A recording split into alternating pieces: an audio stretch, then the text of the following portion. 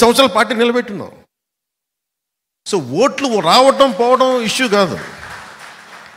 ఒక భావంతో, ఒక బలమైన భావంతో లక్షలాది మందిని కట్టిపడేయటం, అది పొలిటికల్ పార్టీ. అది టెంట్ల కింద కూర్చుంటావా, చెట్టు కింద కూర్చుంటావా, గుడారాలు వేసుకొని కూర్చుంటావా, నువ్వెక్కడ నుంచుంటే అదే పార్టీ ఆఫీసు, నువ్వెక్కడ నుంచుంటే అదే రాజకీయం. నువ్వు నడిస్తే రాజకీయం, మాట్లాడితే రాజకీయం. దానికి బిల్డింగులకి సంబంధం లేదు.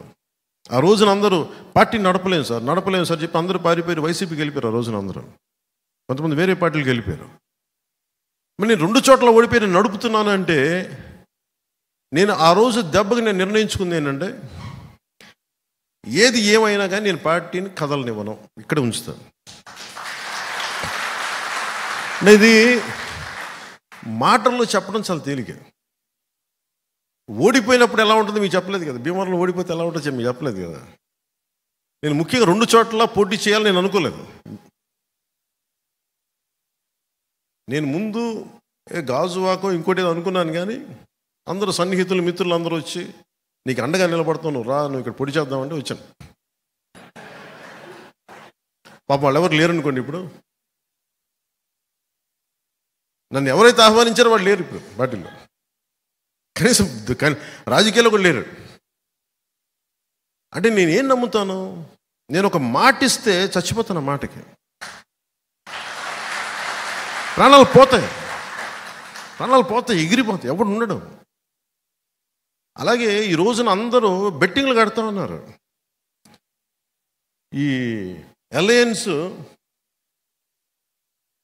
ఇన్ని సీట్లు సాధిస్తుంది, వైసీపీకి 50 నుంచి 60 వస్తుంది, బెట్టింగ్ యాప్స్లో ఉన్నాయి, నేను వింటా ఉన్నాను.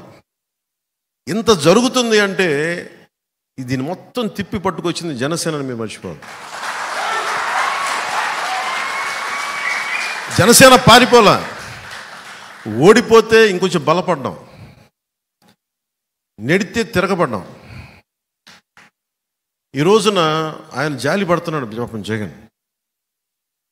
ఒంటరి వాడిని చేశారమ్మా నన్ను, ఒంటరి వాడిని. నువ్వు ఒంటరి వాడివా బాబు, నువ్వు ఒంటరి వాడివా, సావు కొట్టి కళ్ళు చెవులు మోస్తున్నావు అందరికీ, నువ్వు ఒంటరి వాడు. మాట్లాడితే సిద్ధం సిద్ధం సిద్ధం సిద్ధం సావు కొట్టేస్తున్నాడే.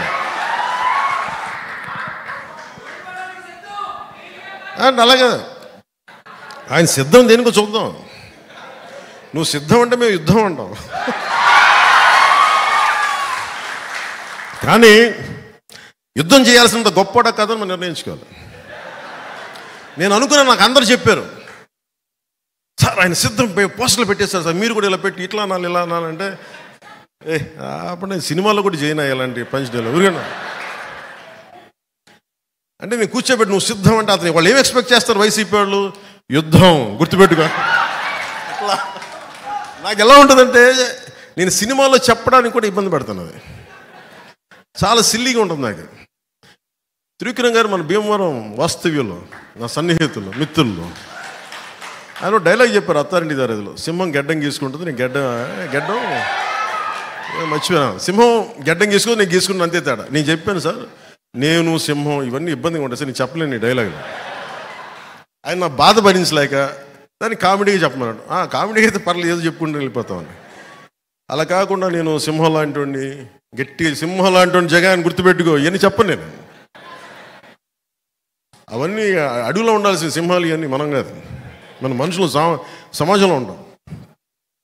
సినిమాల కోసం ఏదో సరదాగా పంచడానికి వేస్తాం, కానీ సినిమా ఆ ప్రేక్షకులకి కథాంశంగా చెప్పడానికి తప్ప నిజ జీవితంలో నేను ఇలాంటి మాటలు నేను మాట్లాడను.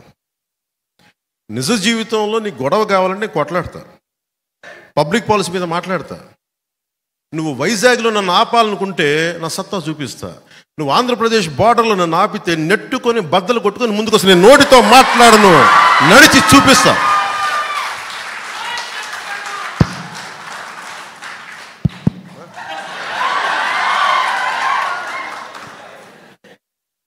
నడిచి చూపిస్తాం. ఇదేంటంటే ఇది వ్యూహం నాకు వదిలేయమని చెప్పాను అందరినీ. టీడీపీ, జనసేన, భారతీయ జనతా పార్టీ నాయకుల ఆశీస్సులు ఉండాలి. ఈ అలయన్స్ కోసం నేనేదో నాకు మెచ్చి మేకతోలు కప్తాను నేను చేయలే. ఆంధ్రప్రదేశ్ అప్పుల్లో కూరుకుపోయిన ఆంధ్రప్రదేశ్కి, అభివృద్ధికి దూరంగా ఉన్న ఆంధ్రప్రదేశ్కి,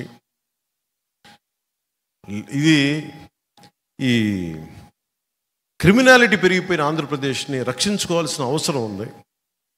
అందుకని అందరం కలిసి ఓట్లు చెల్లకుండా ఉండాలని చెప్పిన ప్రతిపాదనకి ఎంత నలిగిపోయినా నా ఒకడికి తెలుసు. ఈ రోజున అందరూ ఎమ్మెల్యేలు, ఎంపీలు ఏదన్నా అవుదాం అనుకుని దాన్ని ఓటు అందరూ బలంగా ఉన్నారు ఈ రోజున. ఈ బలానికి కారణం నేను పడ్డ మామూలు నలుగుడు కాదు. దీనికి ఎన్ని చీవాట్లు తిన్నానో జాతీయ నాయకుల దగ్గర మీకు తెలియదు. అన్ని చీవాట్లు తిన్నాను. నేను ఒకటే 2 చేతులు పెట్టాను, సార్ మా రాష్ట్రం సార్ ప్లీజ్ సార్ ప్లీజ్, ఇంతే. దండం పెట్టి ఈ రోజున జరిగింది. నేను ఎప్పుడు జనసేన పార్టీ ప్రయోజనాలు ఆలోచించాలా, ఆంధ్రప్రదేశ్ ప్రజల ప్రయోజనాలు, తెలుగు ప్రజల ఐక్యత ఆలోచించాలి. సో దీన్ని దృష్టిలో పెట్టుకొని నాకు మనందరం బాగుండాలి, అలయన్స్ బలంగా నిలబడాలి.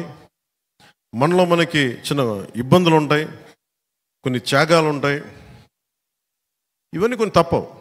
కానీ త్యాగం చేసిన ప్రతి ఒక్కరికి గుర్తింపు వచ్చేలాగా రేపొద్దున్న ఎంపీటీసీలు కానీ, జడ్పీటీసీలు కానీ, స్థానిక ఎన్నికలు ప్రతి దాంట్లో 3వ వంతు జనసేన బలంగా తీసుకునేలాగా నిలబడేలాగా మనం ఓటు ట్రాన్స్ఫర్ కనుక జరిగితే టీడీపీని మనం వదిలేసిన చోట్ల, టీడీపీని నుంచున్న చోట్ల జనసేన ఓటు ట్రాన్స్ఫర్ అయితే మటుకు రేపొద్దున స్థానిక ఎన్నికలకి అదే మీకు బలం అవుతుంది, మర్చిపోకండి.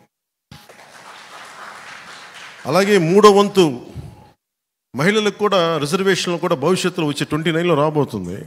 అది మీరు మహిళా నాయకులు కూడా మీరు ఇప్పటి నుంచి కష్టపడితే అది మీకు కూడా అది బంగారు దారి వేసినట్టు అవుతుంది. అందుకని మనస్ఫూర్తిగా నాకు అవకాశం ఇచ్చిన మా నాయకులందరికీ, ఆడపడుచులందరికీ, మహిళా నాయకురాలందరికీ, ఈరోజు పార్టీలో జాయిన్ అయిన శ్రీ రత్నం గారికి, మరి సతీమణి ఉమాదేవి గారికి, అలాగే మన మల్లాడి రాజేంద్ర ప్రసాద్ గారికి ప్రత్యేకించి నా హృదయపూర్వక ధన్యవాదాలు. ఈ వేదిక పైన ఉన్న మా నాయకులందరికీ కూడా పేరున హృదయపూర్వక ధన్యవాదాలు, నమస్కారాలు.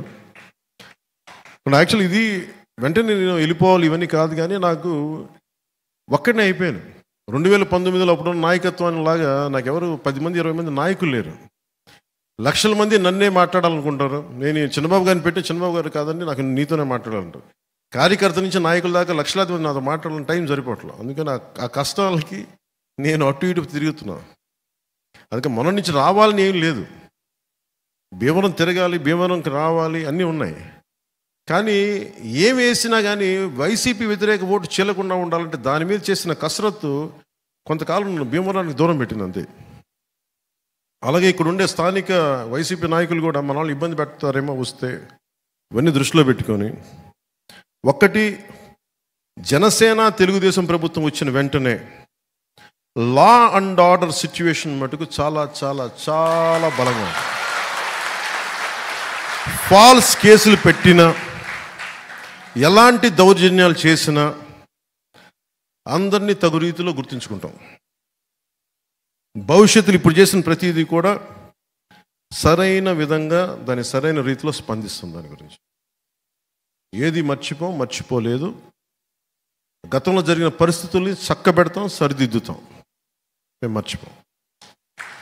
మీరు స్థానికంగా ఏ వైసీపీ ఎమ్మెల్యేనే, భీమవరం కదా, ఎక్కడున్నా కానీ భయపడకుండా మనము తెలుగుదేశం, భారతీయ జనతా పార్టీ కలిసి వచ్చిన ఈ రోజున ఏ వైసీపీ శక్తి ఆపలేదు మనల్ని.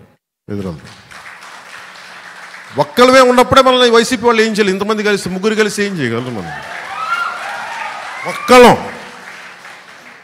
బ్యారికేడ్లని తన్నుకుంటా ముందుకెళ్ళాం. 151 మంది ఎమ్మెల్యేలు వాళ్ళేం చేయలేదు. ఇప్పుడేం చేస్తారు? వాళ్ళు కూర్చొని ఓడిపోతున్న వాళ్ళు, వాళ్ళ ప్రభుత్వం ఓడిపోతుంది, దానికి సిద్ధంగా ఉన్నారు వాళ్ళు. మనం గెలుస్తున్నాం, గెలిచి తీరుతున్నాం, ప్రభుత్వాన్ని స్థాపిస్తున్నాం. జై జనసేన, జై హింద్.